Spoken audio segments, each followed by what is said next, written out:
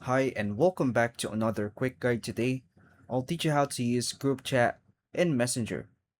Group chats in Facebook Messenger let you communicate with several people at once in a single conversation. This is extremely helpful for coordinating plans, sharing updates, or chatting with friends and family together. And this guide will show you how to use a group chat in Messenger on your mobile phone. To begin, unlock your phone and open the Messenger app. Go to the Chats tab in the main screen.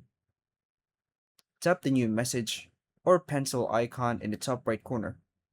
Select Create a Group Chat. Use the search bar to choose the contacts you want to include in the group. Once you search your participant, tap on the result and do the same on the other participants. Tap Next after selecting the participants. Enter a group name if the option appears. Tap Create to start the group chat. Type your message in the text box at the bottom. Tap the Send button to send the message to everyone in the group.